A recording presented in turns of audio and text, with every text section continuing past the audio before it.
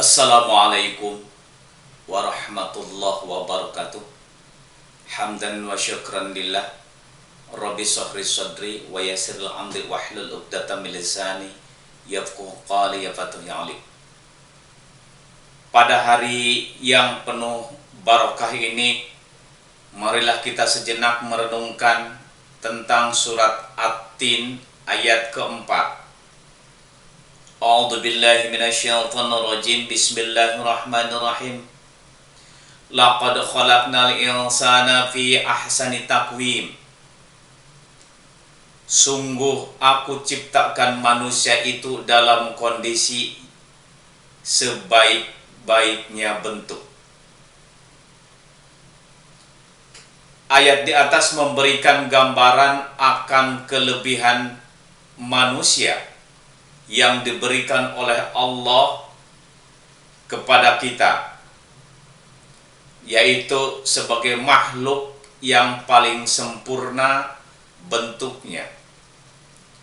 Kesempurnaan ini tidak hanya sebatas pada bentuk fisiknya, melainkan juga Allah memberikan keistimewaan berupa akal yang berfungsi untuk membedakan mana yang baik dan mana yang buruk, mana yang pantas dan mana yang tidak pantas, mana yang sah dan mana yang batil.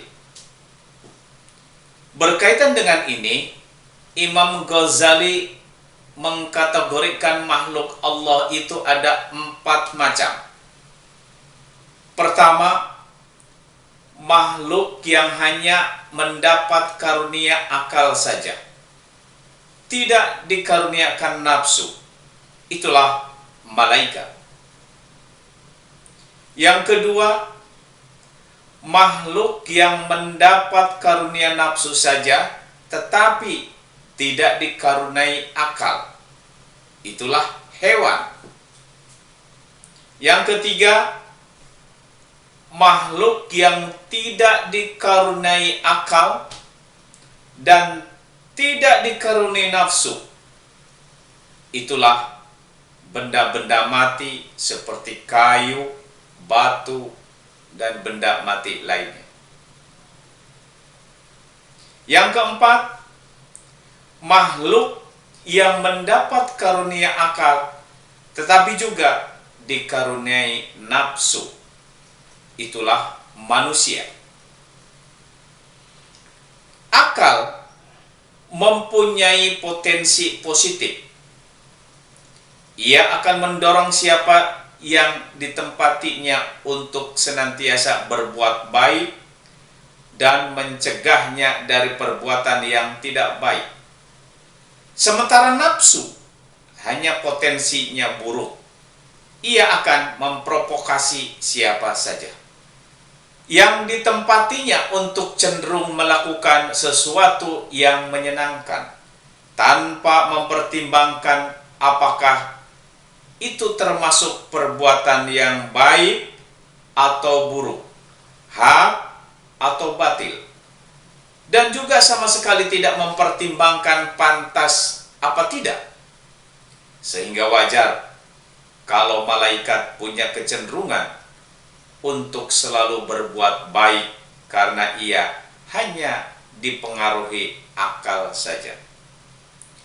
Lain halnya dengan hewan. Hewan melakukan sesuatu sesukanya tanpa mempertimbangkan baik buruk, sah atau batil, pantas atau tidak pantas, karena ia hanya diberi nafsu oleh Allah Subhanahu wa ta'ala. Sedangkan kita sebagai manusia berbeda dengan malaikat yang hanya dikaruniai akal, berbeda dengan hewan yang dikaruniai nafsu. Kita oleh Allah dianugerahkan baik akal dan nafsu. Tugas kita adalah mengelola keduanya dengan sebaik-baiknya. Ketika akal menjadi penuntun, akal dijadikan pengontrol keinginan nafsu. maka manusia akan menjelma sebagai makhluk yang paling mulia, makhluk yang ahsani takwim, sebagaimana surat Atin ayat keempat di atas. Kemudian dalam surat An-Najiyat ayat 40 dan 41 Allah berfirman, wa amma man khafa maqama rabbih wa nahan nafsa 'anil hawa fa inal jannata hiyal ma'wa. Dan adapun orang-orang yang takut kepada kebesaran Tuhannya dan menahan diri dari keinginan hawa nafsunya, maka sungguh surgalah tempat tinggalnya.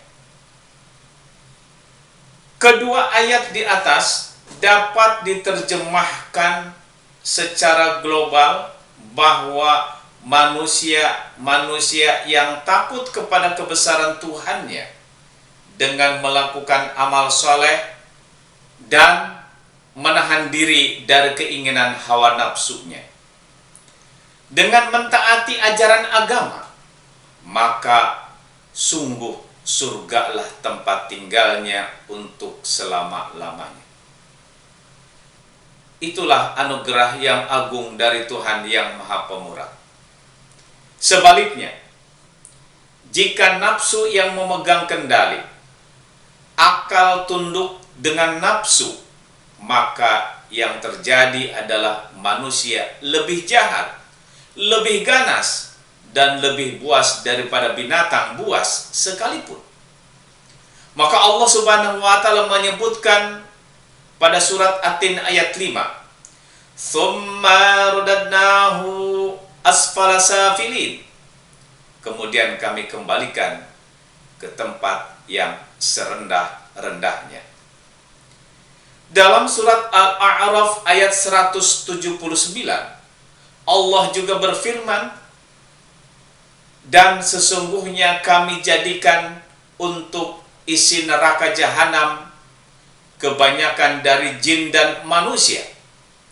Mereka mempunyai hati, tetapi tidak dianugerahkannya untuk memahami ayat-ayat Allah, dan mereka mempunyai mata, tetapi tidak dipergunakan untuk melihat tanda-tanda kekuasaan Allah, dan mereka punya telinga, tetapi tidak dipergunakannya untuk mendengar ayat-ayat Allah.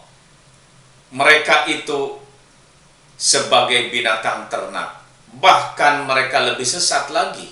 Mereka itulah orang-orang yang lalai." Mari kita senantiasa berusaha, berjuang agar kita bisa mengendalikan hawa nafsu kita, tidak membiarkan diri kita menuruti kata-kata dan keinginan nafsunya yang cenderung ingin berbuat yang tidak baik, senang berbuat dosa, senang berbuat maksiat. Semoga Allah Subhanahu wa Ta'ala selalu melindungi dan memberkati kita menjadi orang-orang yang ahsani takwim, yaitu orang-orang yang mulia di hadapan Allah Subhanahu wa Ta'ala. Akhirul kalam, wabillahi taufiq wal hidayah. Assalamualaikum warahmatullahi wabarakatuh.